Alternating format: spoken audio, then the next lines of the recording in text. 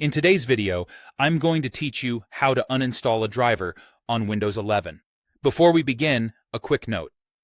I won't actually uninstall a driver on my own system during this demonstration, but I'll walk you through the exact clicks so you can follow along confidently on your computer. A driver is the small piece of software that lets Windows talk to your hardware, like your graphics card, audio interface, or network adapter. Sometimes uninstalling a driver can help fix crashes, glitches, or conflicts, especially if you're preparing to install a clean or updated version.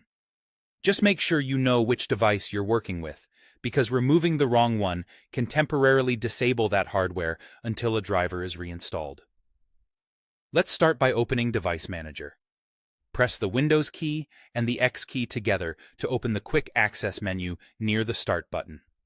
From that list, click Device Manager. This window shows all the hardware categories on your system, organized so you can quickly find what you need. Next, expand the device category that contains the hardware you want to work on. You'll see a small arrow next to each category name. Click that arrow to reveal the devices inside. For example, graphics cards are under display adapters, network gear lives under network adapters, and sound hardware is typically under sound, video, and game controllers.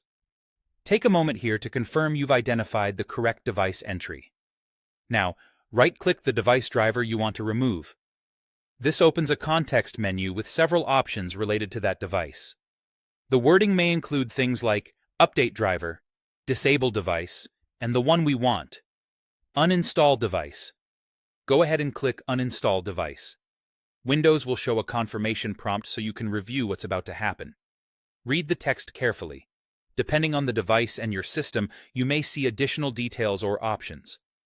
When you confirm, Windows will proceed to remove the device from the system and uninstall its driver. During this process, the hardware tied to that driver will stop working until a driver is installed again. You may be prompted to restart your PC. If so, that's normal. Just follow the on-screen instructions. That's all there is to it.